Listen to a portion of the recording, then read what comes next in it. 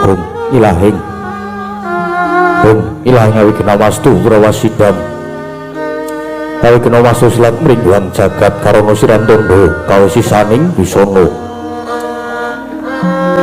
sono sinawulan ulobo estu masil stantun lampahing Buddha sinantur tutur kadelo tulat mengabden para diyo mirusita pawa praming niskara karna giya tumiying jaman purwa Minusudatra ingkang dinama Dama pinardi tameng lalata mangka tekap pasaraning Gopita taun renggeng pralambang matumpa-tumpa marma panggung sang puring kota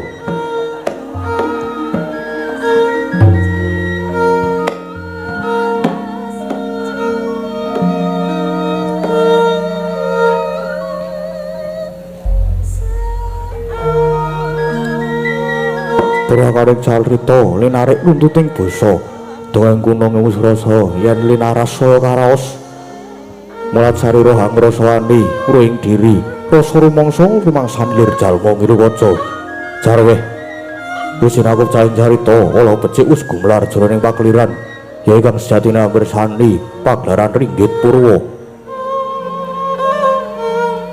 Surya, Candra, Darum yang Kartika kinurba kodrat ingkang kawasa sari ratri angetri bawana para ing teking dosina gilir kumanti tanpa gemba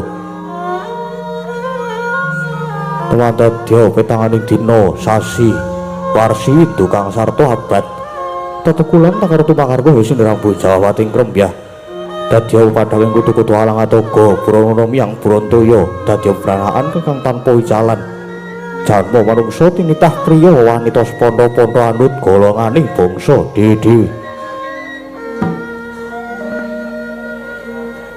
Anengene pundhita ingkang kaeka adi dasa purwa eka marang sawiji adiri luwih dasa 10 purwa marang wiwitan. Sadan kathah titahing dewa ingkang sinangga ing Pradiwi kirasanganing akasa kinabit ing samudra. Rajak Sami Anggana raras nanging datan kadya ingkang ginukuting dalu samangke.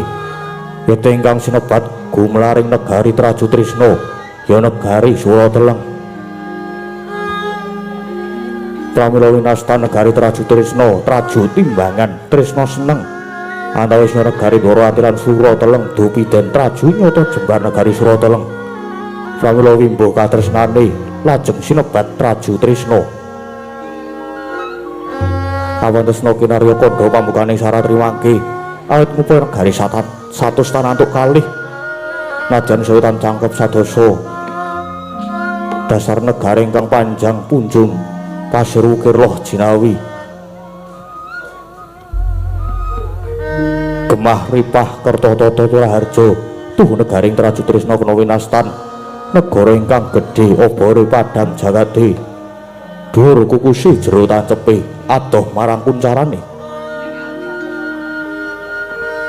mula datan nama mokal lamun ngenguwung tijane ngambar arum kuntaping negari lah sinentawa ingkang jumeneng nata hambek bau denda Anyakrawati yati aja juluk Prabu Stija ya Buma Narakasura Narendra gagah pideksa dasar kasinungan kadigdayan ingkang linangkung pilih tanding kalintang jayaning perang amung kujane hambek adigang adigung hadiguna watake angkara murkane Budi Candala sumangah-angah yen to ginunggunga lelabuhaning ratu wiyaring jajan adyan saratri ana pedhote sinegek kang murweng kawin ujure sajuga sang nata kepareng miyos tinangkil mungguing sitinggil benaturata lenggah dampar denta pinalipet kencana pinati ing Nawaretna lemek babut perang pedani ginanta wida ing jebal pasutri sinebaran sari-sari kinebutan lar badak kanan kiring kongas gandane sang rotanget beki pasewakan lah sinentawa ingkang kepareng nyaket mangarsa kalian sang nata lenggah amebukuh amare gelu mukalir kon jeming Pratiwi tu menika warnanira warangka dalem Pregjara Patih Pancatnyana nadyan pengawak Prabata Apasyaksa parandene limpat ing kawruh mira Hyang Pantara Ratri hanggung cinaketing panjenenganing nata dene ring-ding para adya wiswanipun dedya yayah griya Kesambat iswaripun para wadya denawa miwah wadya manuk sawa resuh dadi sajuga. Nadyan wasarakan ketingal anggenggeng parandene Sang Nata dereng keparengan ngendika. Dadak sakala nampi sawanipun kawula alit ingkang sampun kladuk yuswa mila-mila daya den acarani dadi mangkono pangodas marining Dri ingkang dereng kawedharing lisan.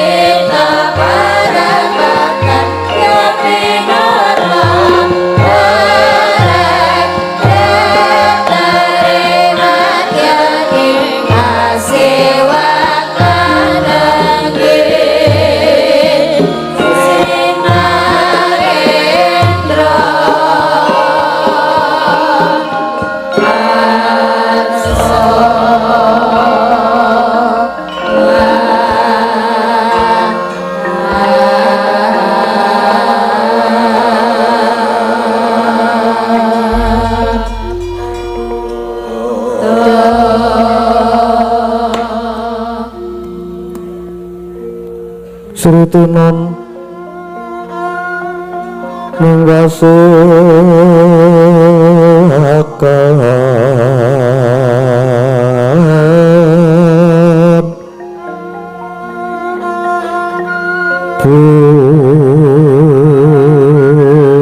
busana maneka warna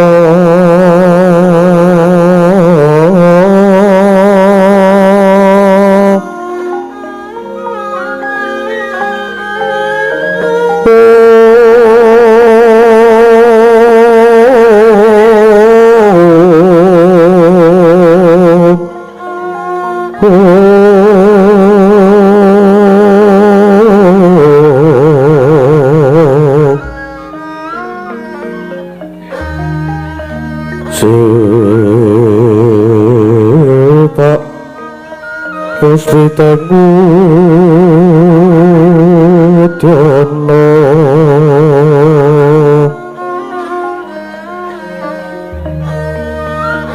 yang banjrah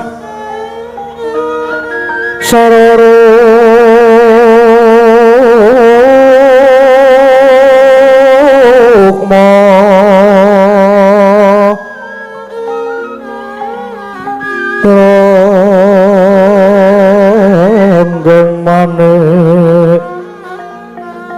Narata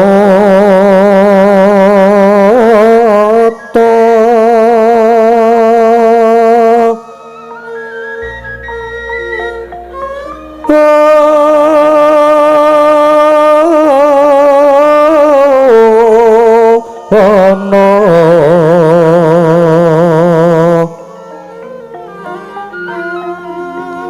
beberapa kang suwerat pengaring beca lewaran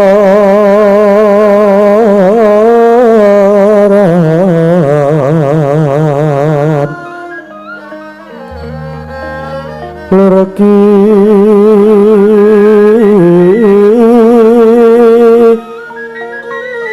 lat sisiring dadet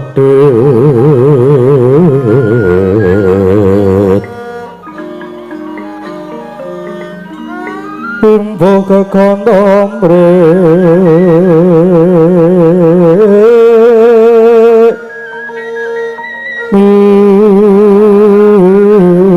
ingin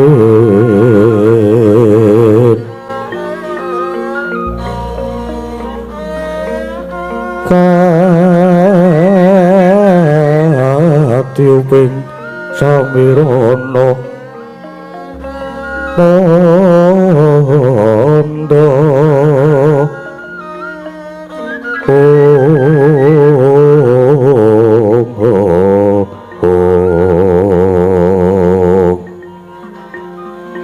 sabaran mangambar kungas nepeki madyaning pasewakan tandya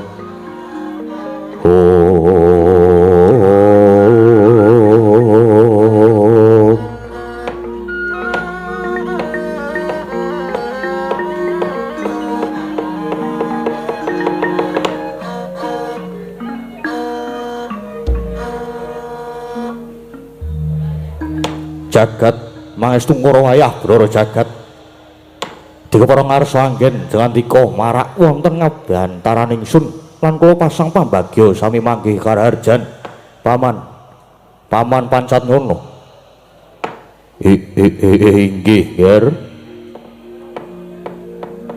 inggih awit mundi pangestunipun Angger Prabu sowan kula manggih Basuki kejawi saking menika kula ngaturaken sumeng-sumeng pabekti nger Angger Stijo nggih man nggih kula tampi nanging dawah sami-sami Adipati Yayagriwa dikepenake nggone sowan inggih sinuwun sowan kula ngaturaken sembah pabekti mugi konjuk wonten sandhapepada paduka sinuwun yo tak tampa gawe bomba ing kasulut tas ingsun Pawan Pancatnyono mangdhawuhke kang sami maraseba supaya padha sumrih sawetara ingsun nedya ndangu dhateng kawula ingkang nembe sowan menika inggih nger inggih ngestakaken dawuh nger mangko isih aja sinenggo ingsun tambuh yadene ingsun durung nate wanuh lah kok iki ana kawula ingkang munggah ana ing Sitinggil Binaturata kowe sapa iki apa kowe klebu kawulaku inggih waleh-waleh menapa kula menika abdi paduka ingkang mapan wonten ing wewengkon Kikis Tunggarana dene nami kula pun Jaya Walwil ora kusik kok lagi ingsun sumurup yen ingsun duwe kawula kaya kowe sing mapan ing Tunggarana banjur ana wigati apa inggih kepareng matur nanging saderengipun kula ngaturaken tebaskul binuntel ron kalapa apuranto yen wonten lepat kawula yo ora dadi ngopo wah wong cilik wae matur genep temen tata kramamu matura sirnak nurasa wigih ringa-ringa inggih nuwun waleh-waleh menapa estunipun kula menika tasih kalebet kawula Tunggarana Nanging wiwit rumiyin kula ngayom wonten sandhaping gendera Traju Tresna awit ngemuti bilih kawula Tunggarana menika samenika sampun pecah dados kalih perangan ingkang sakbergata tumut wewengkon Pringgondani dene ingkang saperangan tumut negari Traju Tresna. Nderek nyengkon adekipun sinuwun Prabu Stija. Kula nyuwun pangapunten yen sowan kula namung badhe nyuwun pengayoman dhateng Paduka sinuwun. Yo. Yen kowe kepengin ngayom karo Prabu Stija, ingsun keparengake. Banjur gaweanmu apa? Kula menika namung tiyang alit. Damelan kula inggih namung sak kecepengipun, pokoke inggih mung serabutan. Lah terus anak bojomu nanti? Oh, semah kula. Yo. Anu ditinggal minggat kula niku.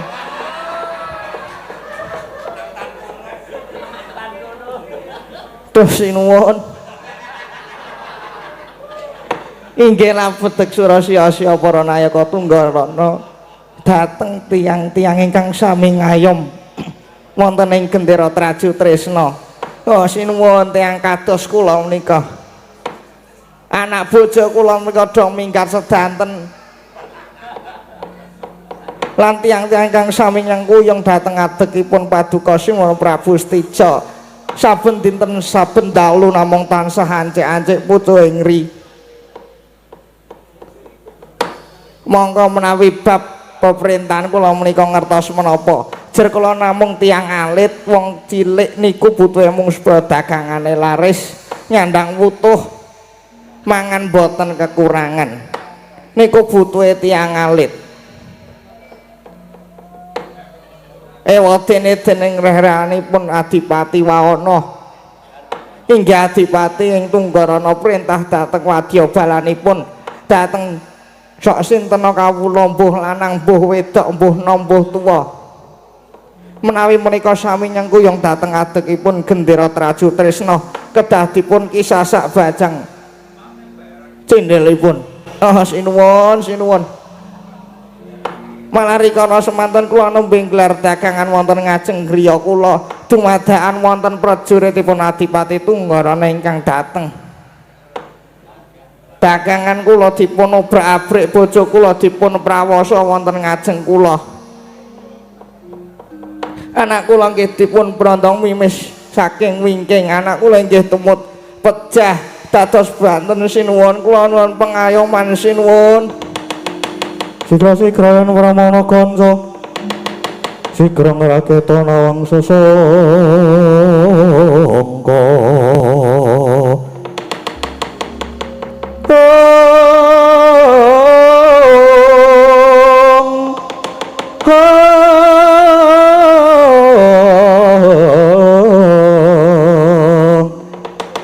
Nalendra mbek maro sing sangka Katri kumulung mangrembahing wadya kurada kura reka kiri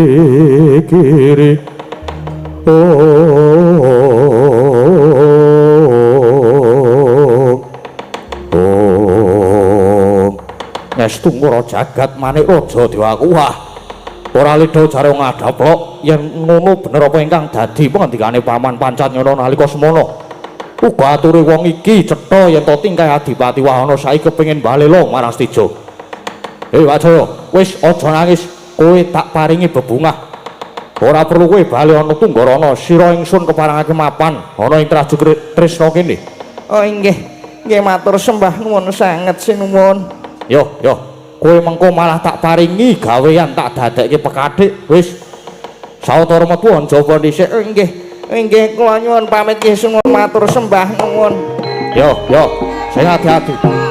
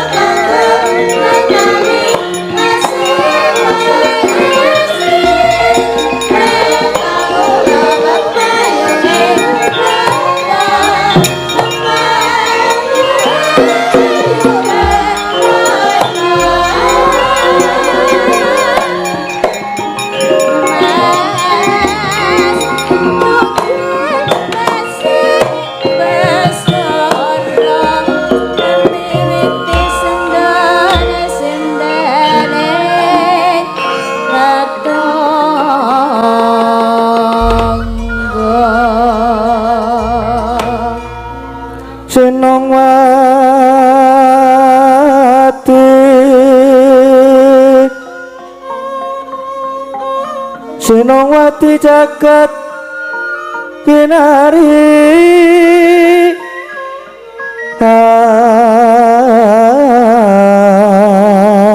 amung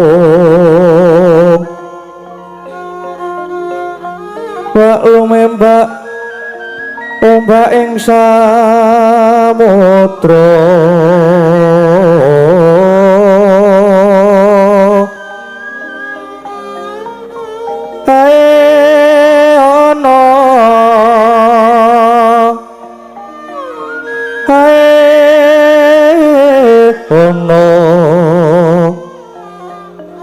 kali lumut amrek ganggang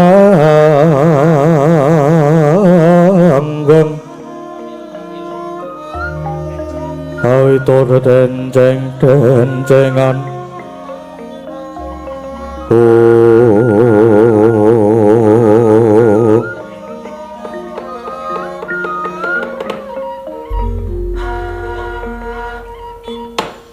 ora bakal nyambung maninggal yen ora kleru iki kaya buta pringgondani paman kula Bendana. Iya, aku makmu cilik kaya Bendana, aku yo ana Raju Tresna kene ngaturke salam takrim ya Gen. Yo paman, yo tak trimo ndadekke bombo ing atiku. Banjur saiki matura Praptamana Raju Tresna iki saka kersamu dhewe apa dingkongkon karo Yai Gatotkaca ing Pringgondani? Ngene ya Gen. Nek sadurunge tak suwun kowe aja nganti gathuk wimbamu. Merga aku mau ngarep matur yak wutuhe. Yen tekak kono kene pancen bener mung dikongkon karo anakku Gatot. Sing suyasane aku bakal ngaturke layang.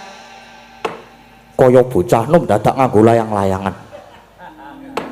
Wis gene kaki. Kowe enehno aku layange tak wacane. Ya iki tampanono ning ya aja muring ya. Yo. Bomo sumya pratangga windu wiyat amun-amun lerku ngampang maletik putus ing wewang ulun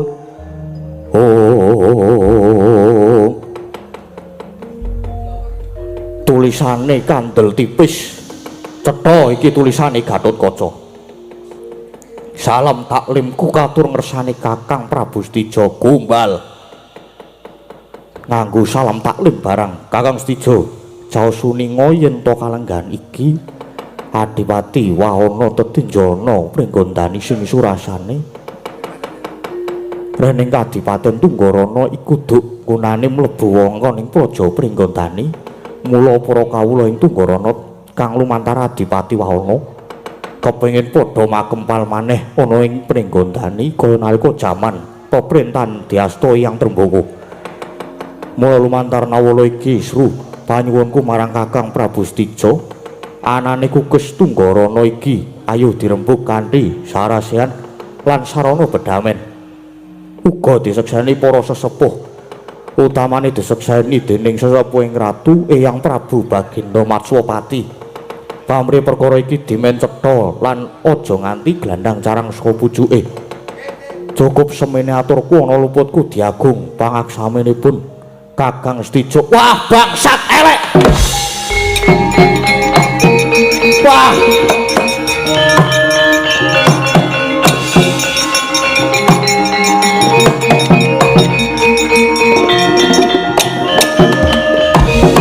Bangsat uga arepe dhewe. Wis cetha wong Pringgondani srakah sumungah angah-angah arep jayah rayah wewengkon Raju Tresna. Tumrap Stijo dumuk Bathuk Sari Bumi najan mung sekilan bumi Tunggarana ora bakal tak lilake marang Gatotkaca. Kudu tak tonggoe wutahe getihku pecahe balungku. Kala Bendana. Kusik ta kusik. Kusik ora nesusi. Aku lak wis kandha to dipikir dhisik aja krusah-krusu. Mengko ndak kesuruh dalan buntu apa-apa kok njuk nesu. Sithik-sithik nesu sing sareh kowe ngerti si surasane layang. Apa kowe ngerti? Ya mestinya aku ya ngerti surasane. Nanging najan mung sriwing-sriwing Aku yo ngerti to reh-rehane Angger Setica ya kuwi Adipati Wahono saiki lagi mapan ana Pringgondani. Nah, yen ngono cetha yen Adipati Wahono ngono ing Pringgondani iki ujupe ora mung sambang sinambang nanging pancen ana karep ngayomi Pringgondani lan bakal nyuwun pambiyantu gone kawula Tunggarana bakal nyawijing Pringgondani. Kuwi genah cetha yen to Adipati Wahono balelo merang kampuh jingga nggondan datan Waradu lan wis genah cetha yen Gatotkaca bakal brengket Tunggarana arep dadekke siji karo Pringgondani.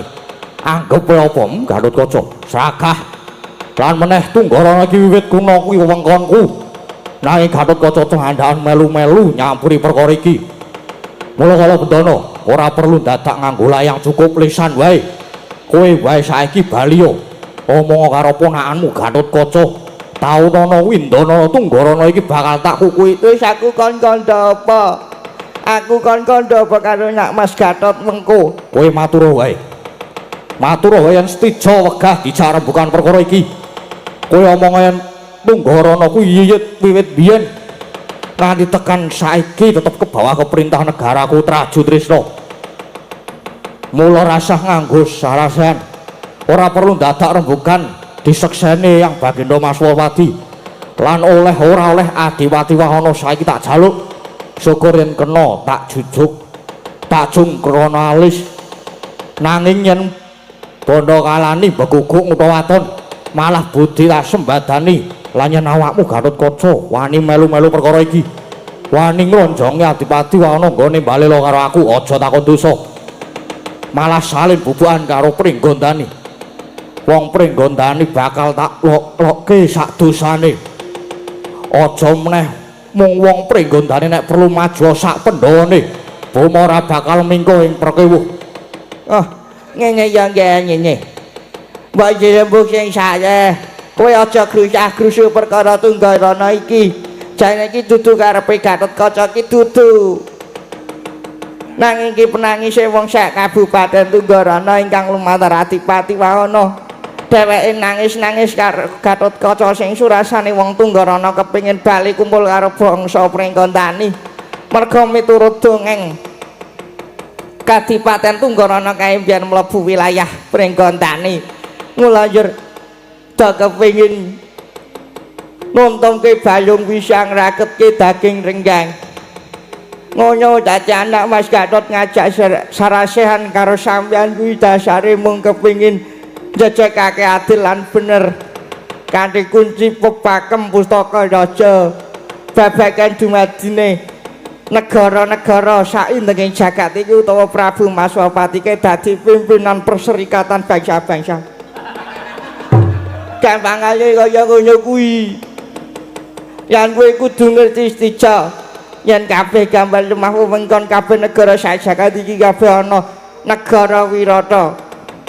Mula Gatot njaluk disekseni sinuwun Prabu Maswapati ing Wirata. Merga kuwi yatune para ratu yan meneh manut pitung lan layang kang gumathok. Kikis Tunggarana kuwi cetane dumadi lan mlebu wewengkon Pringgondani. Mula tak jaya kowe aja nyayahke karo adimu Pringgondani. Adimu Gatot kae mung disambati karo wong-wong Traju Trisna sing mapan ing Tunggarana kono. Ngono kuwi. Lan Adipati Wahono saiki mapan ning Pringgondani kuwi saiki dadi tamune Nak Mas Gatot. Muya sajroning Adipati Wahono mapan ana kono kuwi kawilujengane dadi tanggungane Gatotkaca. Dadi yen kowe arep ngrupta paksa Adipati Wahono arep tok jak bali ning Traju Trisna ki ya mengko dhisik.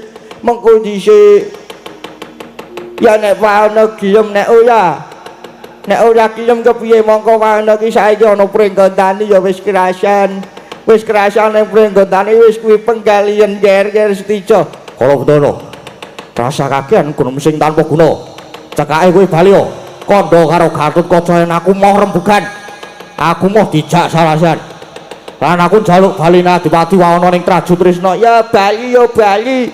Ning aku ya mau nek kon meksa Adipati Wahono lho.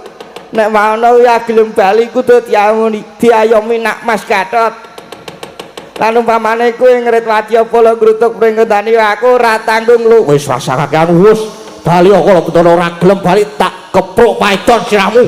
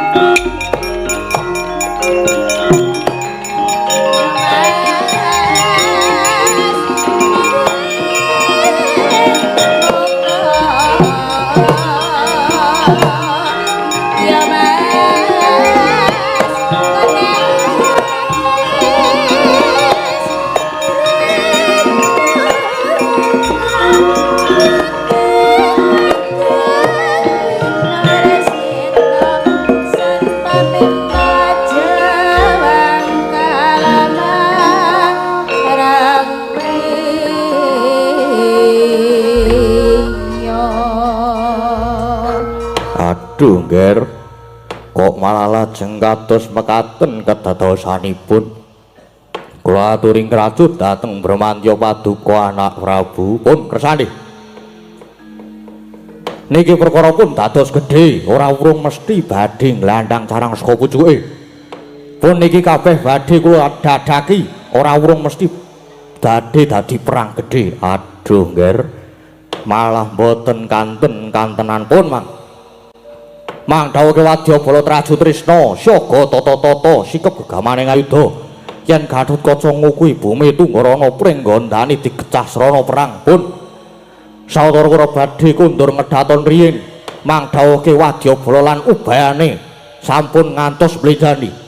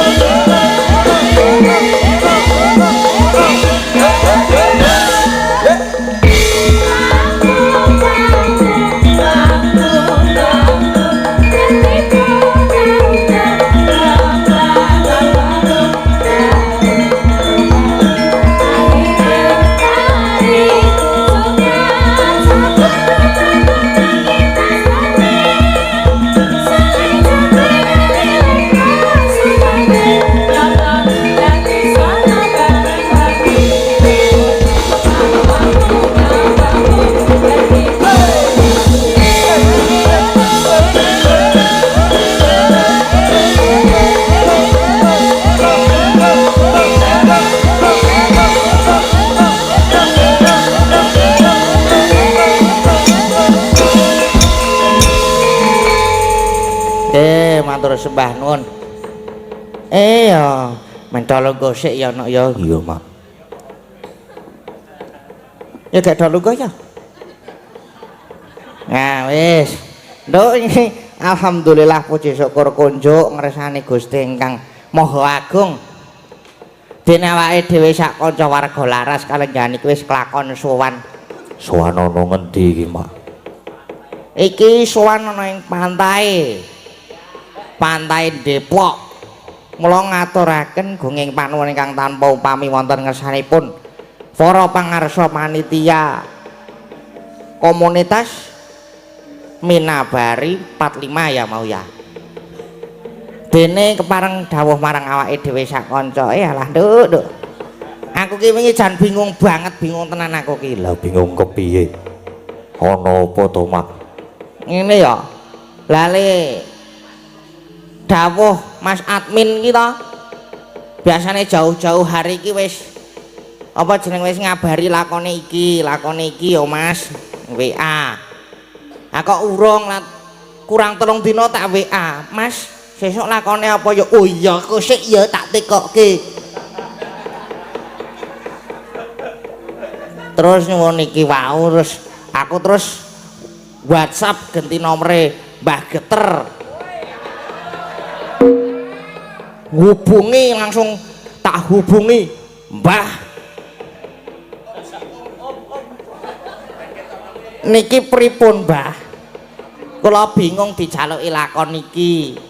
Bingung mboten dereng enten naskah nggih, Mbah. Terus Mbah Geter ngendika. Wis aja sumelang le. Aja sumelang, mengko bengi tak gaweke naskahe. Alhamdulillah dilembur sewengi dadi. Wah, matur sembah nuwun Mbah Geter. Wis kaya Bantung Bantawasa Mbah Geter iki.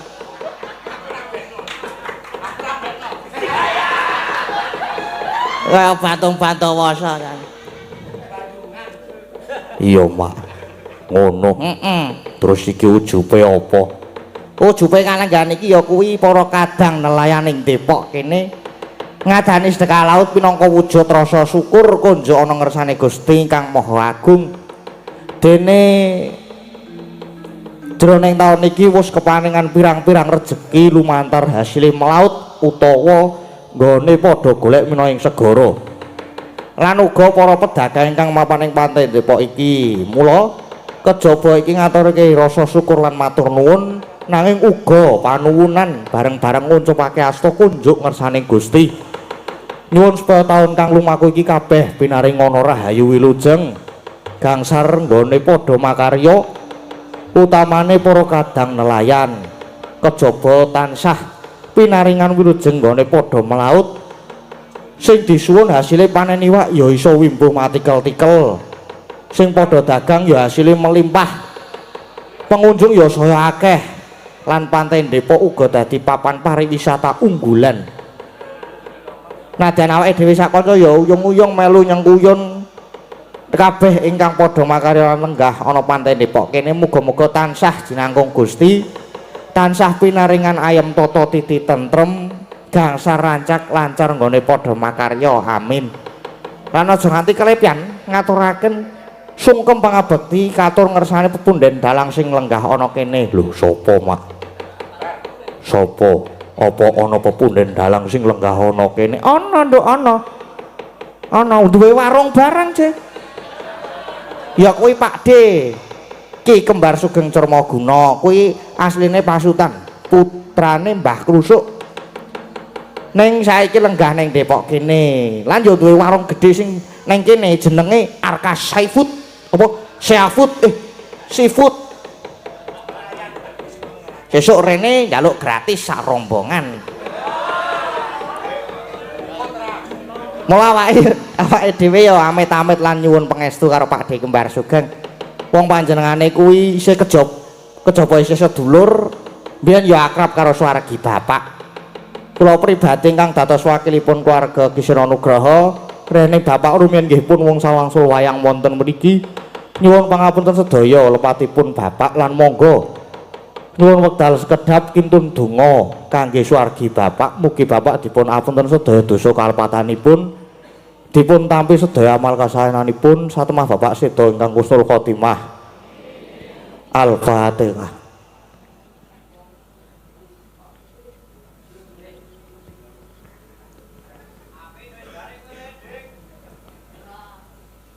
Matur nuwun.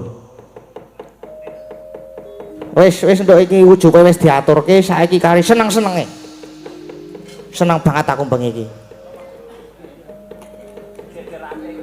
Soale bengi iki ana sing spesial. Mengko kudu munggah kudu apa memberikan cerita.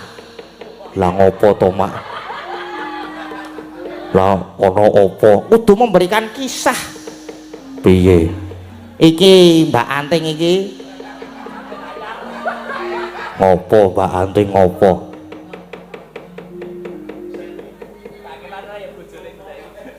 Manten anyar. Oh, larak ngono mengko dikon crita kisahe kepiye? Dikon crita. Rasane iku. Ora kaya ngono kuwi. Iya, Mak. Saiki apa jenenge iki? Apa tak nilai HP? Mbok menawa iki ana request apa ana WA dari admin. Kosek. Ah niki enten ucapan semangat terus ya Mas, kami selalu mendukungmu. Saya doakan Mas Gading, warga Laras N, semua pendukung Mas Gading sehat and sukses selalu. Pas Mas Gading nembang kadung tresno tak puter nganti ping 12. Waduh, dari fans Lintang Pawukir Mbah Miku Gunung Kidul. Nggih niki enten melih request langgam gugur gunung, mugi-mugi kawasan wisata Bahari 45 Depok tansah ayam tentrem berkahi sedayanipun. AN warung makan Ratmi, warung makan Dedes. Wah niki sampun kepareng nyawer 300.000. Terus niki enten melih niki ucup acara kurang iki wis mau ding.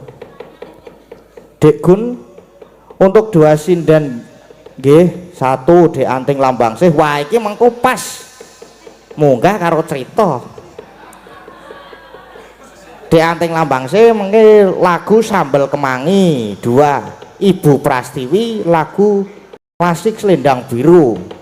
Jadi masing-masing 250.000. Wah ini keduanya harapan saya bawakan dengan ekspresif. Apa iki? Ekspresif. Sebelumnya matur nuwun, salam saya Ibu Retno Parisi Jakarta Jakarta Sekatan apa Selatan niki? Selatan nggih. Nggih, matur sembah nuwun niki berarti wow enten Mbak Anting Lambangsih lagu Sambal Kemangi karo Bu Prastiwi.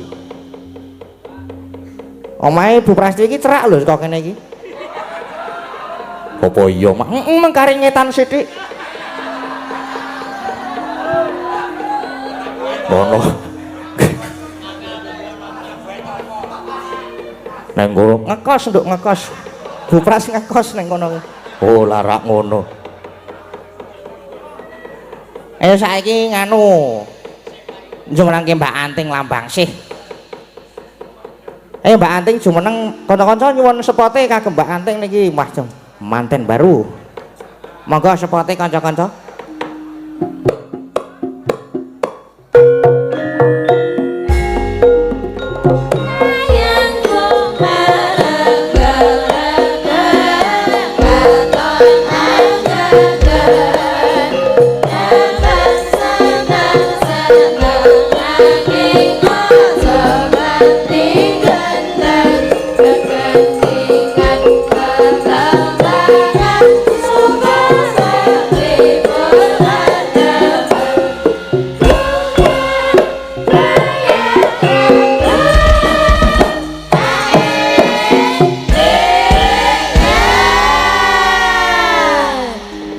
Sugeng dalu.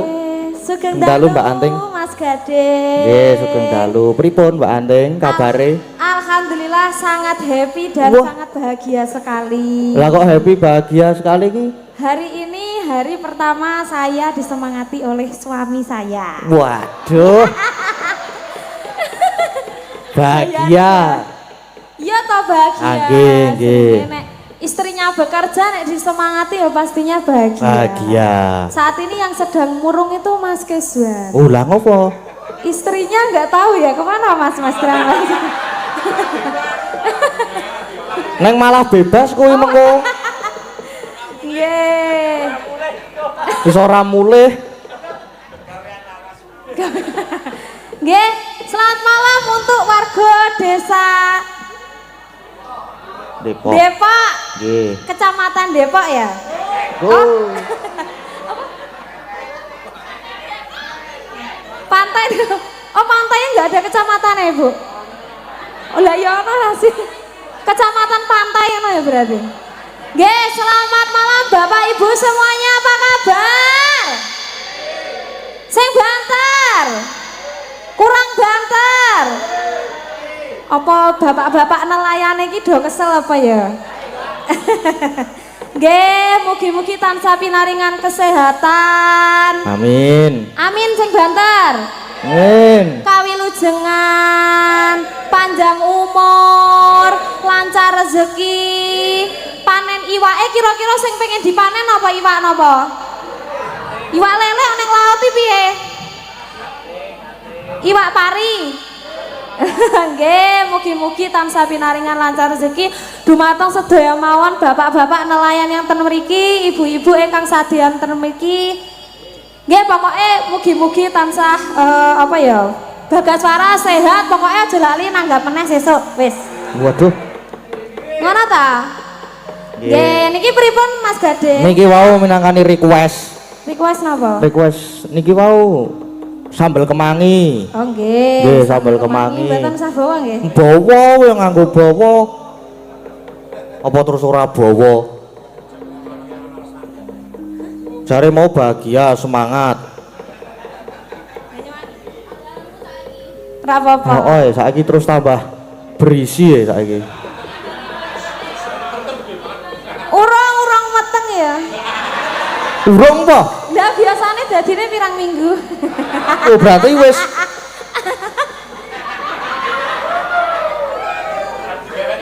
Ora. Ya ora to Mas Keswan iki bojone wis ayu banget to ya. Nah ya walaupun mang ya melirak-melirik titik. Ora apa-apa. Oke.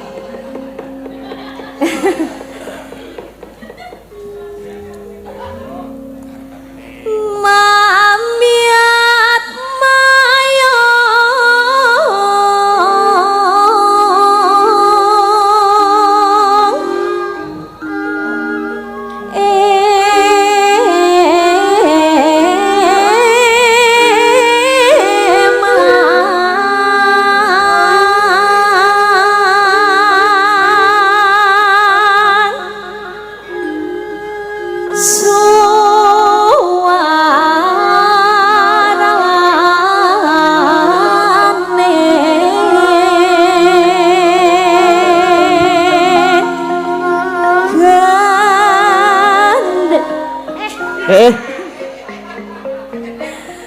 gandeng balang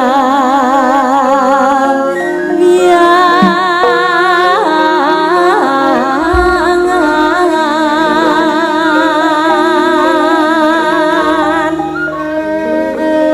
nyeram yai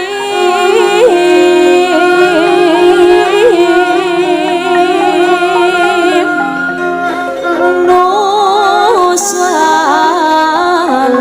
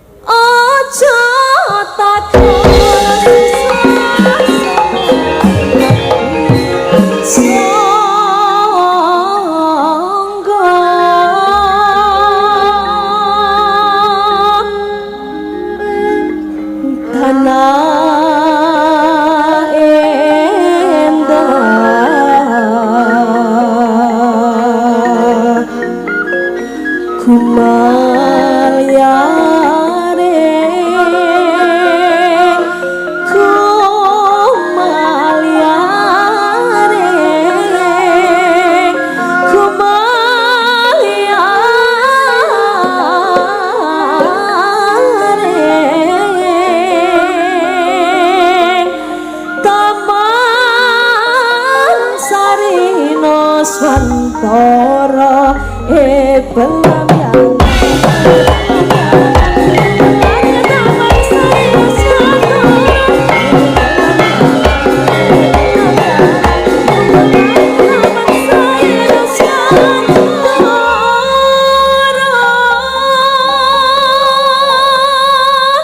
ngapunten nggih Mas, wonten kula radi serak-serak. Oh lah, ora apa-apa. Nggih, kakean lek. Aku wis paham kok. Ora. Kakeane bengok-bengok iki lho. Hmm? Ora maksudnya iki kan ora. Ora maksudnya kan kalau udah punya suami kan kudu membereskan menjadi ibu rumah tangga toh. Heeh. Nah kaya bengok-bengok ayo handuke nek ndeleh bajuke ngoten niku. Bu, Heeh, ya wiyaga-wiyaga wae sing ngeres. Beda apa soale pikire wong lanang karo wong wedoki beda. oh kuwi. Pak, matur nuwun. Sinten sing niki wau sing maringi? Matur nuwun nggih Pak, mugi-mugi lancar rezeki. Nggih, monggo. Sambil kemangi Mas Wahyu. Mas Heru.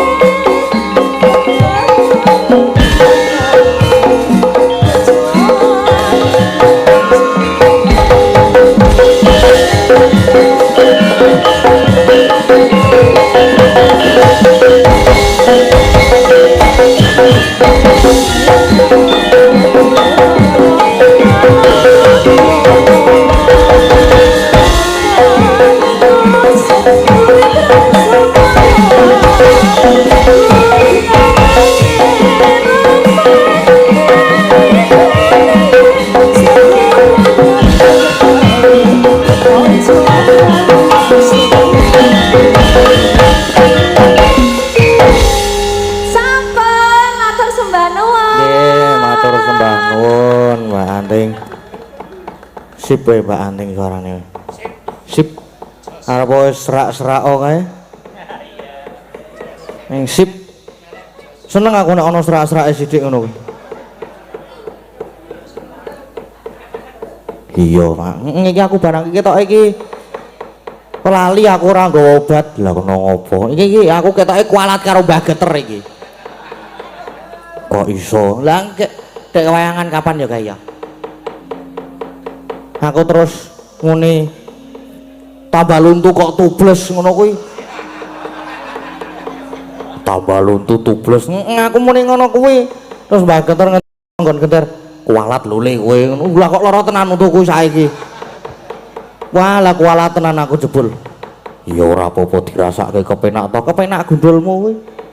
Sok tekan sirah ya rasane iki cekot-cekot.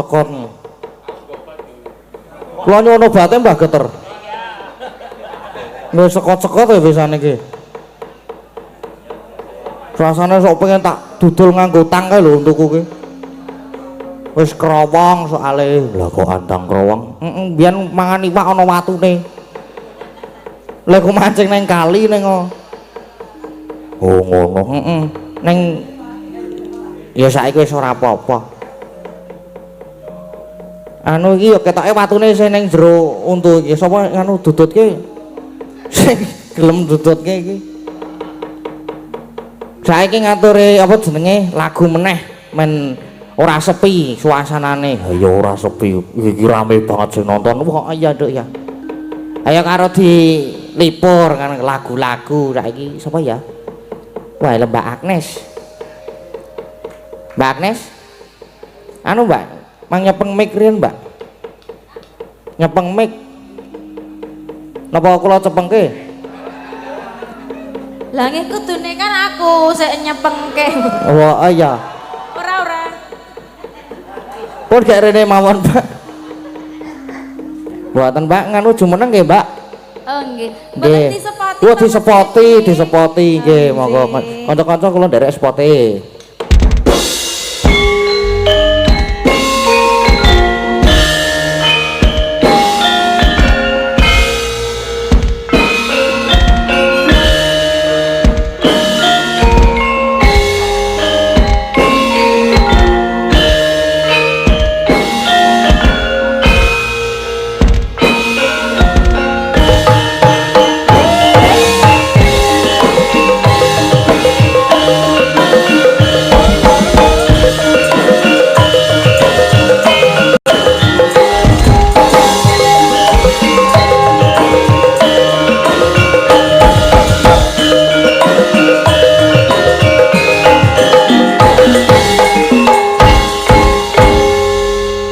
Dalu Mbak Agnes.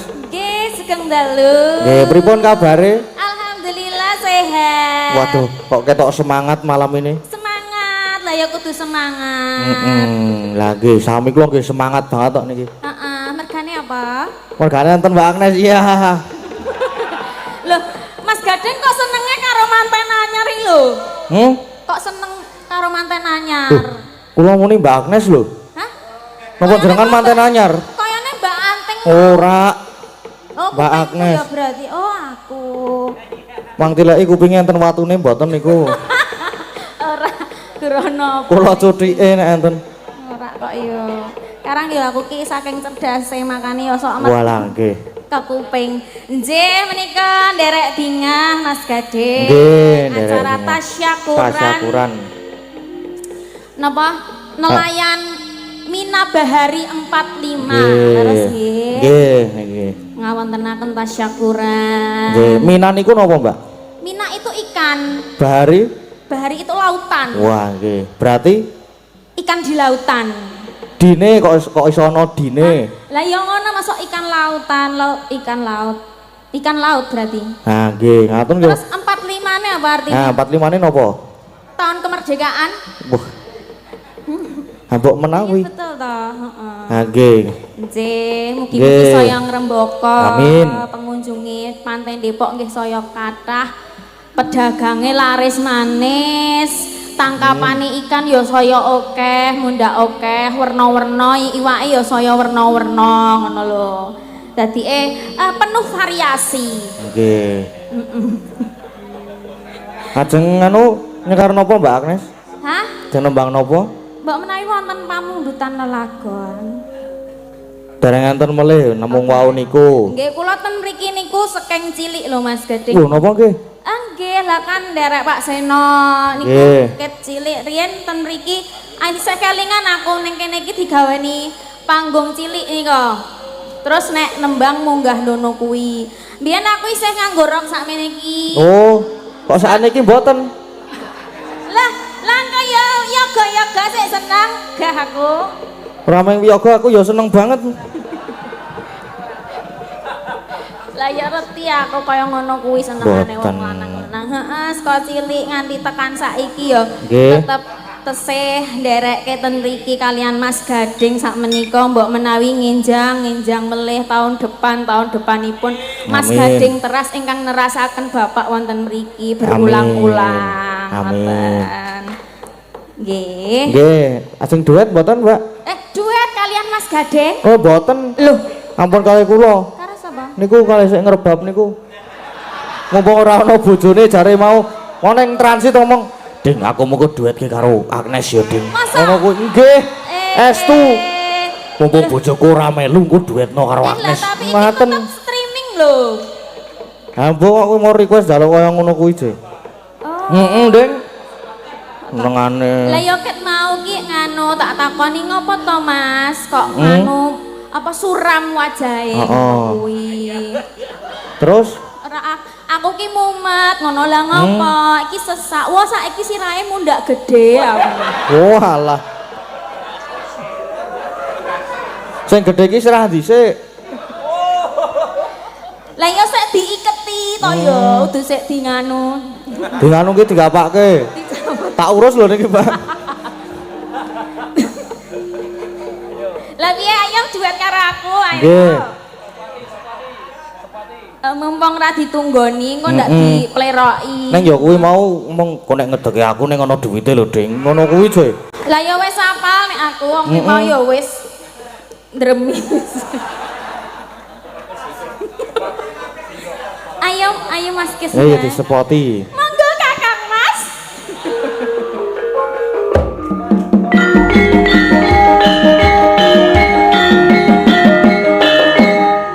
Blendronge Mas. Ayo. Ya.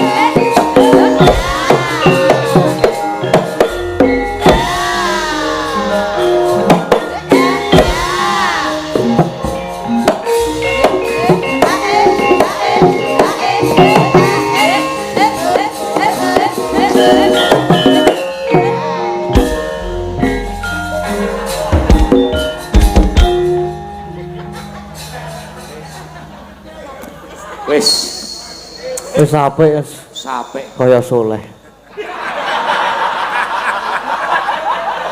Pira-pira. Kowe iki diewangi nganti megah-megah ngono iki kok soleh. Iki yo admine kon mikirke aku lho. Heeh. Wis ana Aja pira kuwatir. Nggih ana pira ya iki?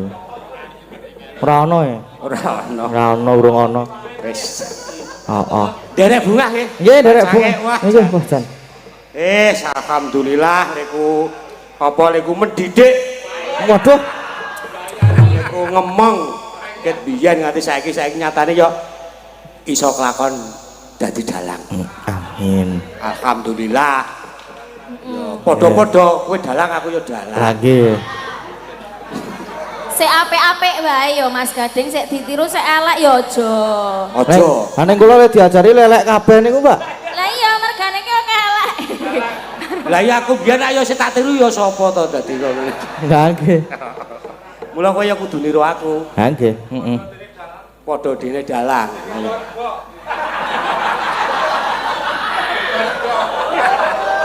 Ayo iki ngedrami aku. Wah malah larang sing ngedram ya harus mayang. Wis jan. Wis iki aja ngersake apa Mas? Tak leren sik nggih menggih. Tembang-tembang duit napa, Mas? Apa? Kok Mas Ayo nek aku iso aku mung rondo kempling. Ha seminggu kuwi lah arep apa? Cinta tak terpisahkan ya kudu nggo keyboard. Nggih. Ayo to. Lintang asmara. Jelas aku ora apal. Ngagem tekes, Hah? ngagem teks. Nganggo teks. Nggih. Oke, sak dadine. Goleke nduk anting. Waduh, Ayo. apik mungkin suwan ki nek wis muni joget nopo. Wah, Luwese ora jamak-jamak, ngrebab ya apik. Apik. Ngendang ya luwes. luwes. Mang dadi pemain badminton, Wis tau ya. Wis tau apa? Wis. Kalahan mesti. Biyen aku najan nyanyi nang wetan kono kok, Mas. Teng ndi? Nang kono, ndi sapa nu enu? Nang wetan. Wetan kono. Gune Alek, biyen gune Alek. Nggih. Wis saiki yo di apa? Ha nggih.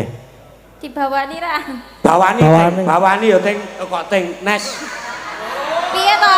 Piye to? Antek ning kono lho. Oh, kang gawa-gawa Duwe antek. saiki gedhe antek. Heeh. Oh, aku nek cilik ngono kuwi wegah. Terlalu mudah.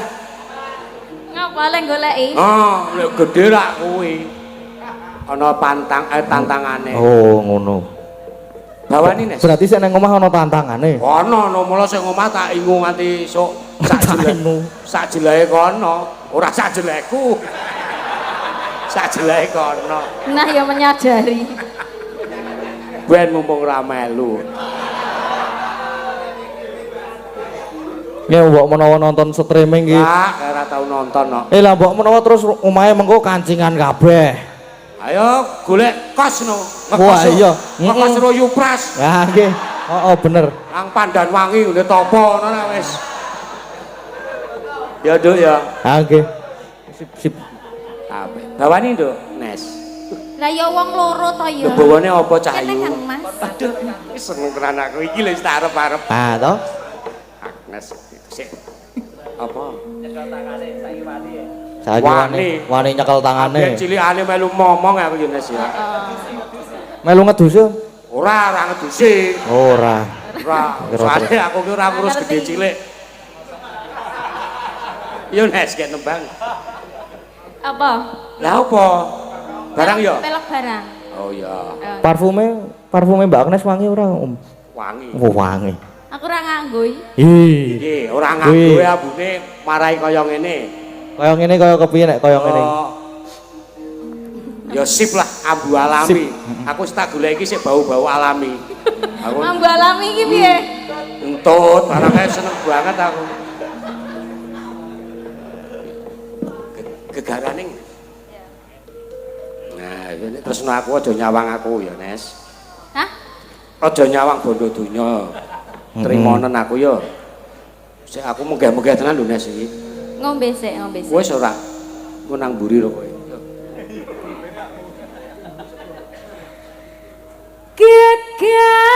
Gegarane wong akrami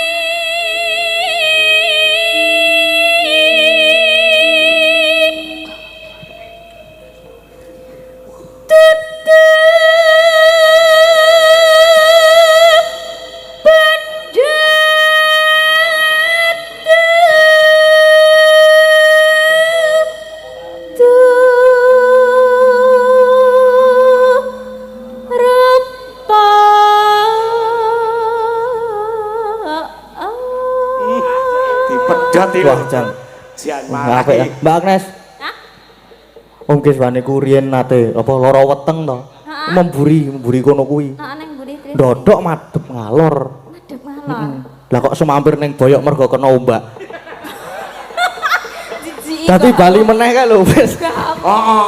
Kaya ngono lho diceritake. Benar Janu tuh dilapi kok. Malah dilapi tok gawa mulih ya nu ya.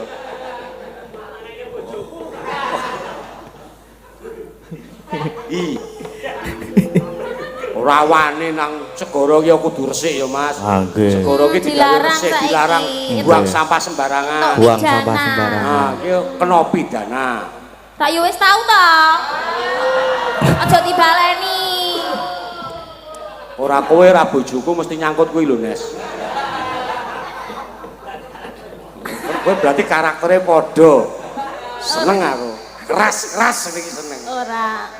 Aku lembah mana? Lembah, heeh, lembah manah, lembah UGM. Yuk, Gentenan to ya. apa cakepane? Amung ati pawit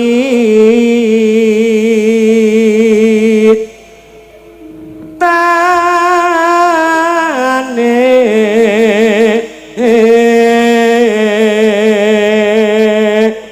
Jebul apik tenan yon suarane. lah iya no Mas. Jalang kok. Oh, Oke. dalang kok ya. Mencang kula tak sowan ngambah. Heeh, weh sesuk mayang karo aku. Wah iya Dik. Tanggal 26 26 di TWC Prambanan. Prambanan. Wah, jos nek mboten mesani gelo ya Mas ya. Oh gelo. Wes sesi diapik Gelo. siji bosok ya. Tur saru. Menang sarune nek aku ora. Nggon sabet, nggon swara ya wis apik Mas Gading. Sing tak buru ki diopo-opo kok Mas. Sing tak uyaki diopo-opo. Nah, terus napa? Ming uyak duit aku. Iya ra. Nah, nggih. Ini sampean nguyak apa? Kula sak-sake sing iso doyak, Hah? sing kena dioyak. Oh nekat ya kowe iki. Nekat nek aku kok. Iki wingi storine ceweke sapa meneh kae? Apa? Kayak story ceweke sapa meneh? Sapa-sapa kena? Aja sok seneng dolanan wong wedok ya Mas. Oh. Tak elingke. Lho, iki Ya ra. Mengko ndak? ketatalan lho iki. Mengko ndak? Mbok ora sidones kowe iki. Aku nak kene ben ditok suci kata apik. Ndidik bocah didik anak. Makane iki ben. Lah kok jojok. Ben Mas Gading ki niru sik bener ngono lho, makane kandhane. Lah ya makane, ya kuwi. Heeh. Kowe iki ora sida. Mengko nek ning omah biasane aku nek ning omahe Om Kiswan ki sapa ding wis kon story sapa? Ning anu Om, wah ya kaya ngono kuwi ora apa-apa. Jedenge isih nom. Ngono kuwi kok. Heeh. Fitnah kuwi. Wah. Wis aja le aku wis cukup siji ya. Siji. Nek tambah ora apa-apa ning aja siji pedhot siji pedhot. Nah, terus bar iki bar muni ora apa-apa mumpung isih nom terus aku kenalno ding. Aku golekno. Aku golekno, aku kenalno. Aku yo kadang yo di pikiran ngono kuwi ning. Ya kowe wis pedhot aku bar kowe ora apa-apa. Ning ora aja ya Mas. Nggih. Aja wis. Cukup siji nggo salawase. Kekancan salawase. Nah, Mayang salawase. amin. Besok motornya aja diblombong. Kalau kadung tak blombong meneh. Kecekel polisi wah wis. Mulai terus tuku meneh kok aku kae. Mulai edan. Kini wis padha pakmu. Jeleh motor buang kalen tuku meneh ya wis ra apa. Luput pisan. Kena pisan. Ya Bune. Bu, ya Bu. Yen gampang luwe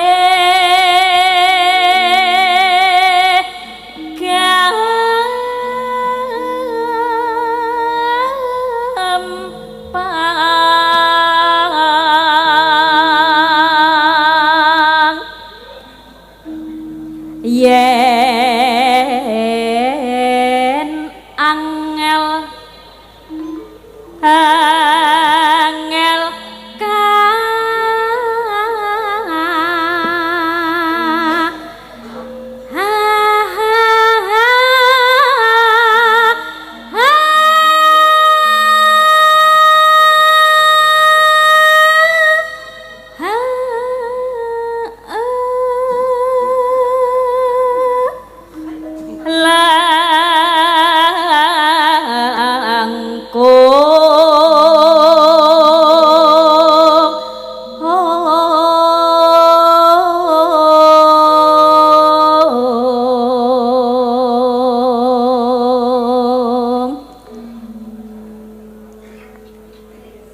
Putramu apa aku, Bu?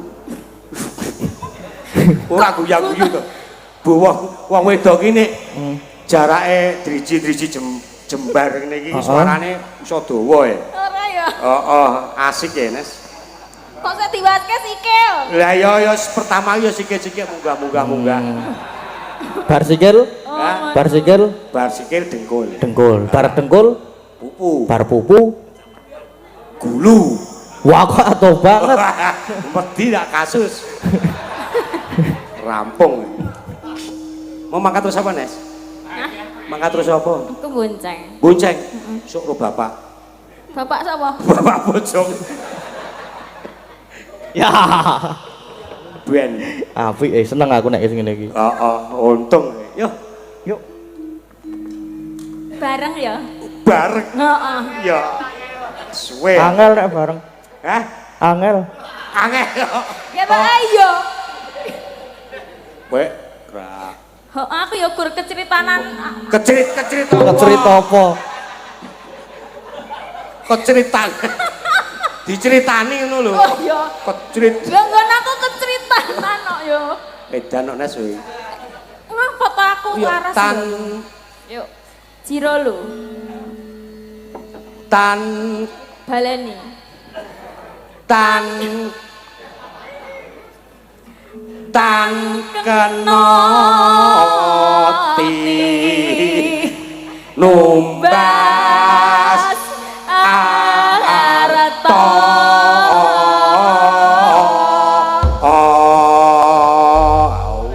ada arep nyeko dhewe-dhewe Ora kompak kok. ora kompak Layak. kaya Yo. golek udu ya Nes Duet tok. duet ya wah jan wis Saka sapa? saka sapa Ayo Mas Kes Bang berarti. Udu. Wah antuk tekan wong ayu. Arep ngeral. ora rasa Piye toh? ning ngerol aku elek Ngeral. Wong ayu. wong ayu Pak Geter keyboardnya. tresna apa rasa ngeral wis langsung wae Ya wes berarti siang. siang pantara ratri wong eling manis sing ati setiaku so anduweni marang saya sukses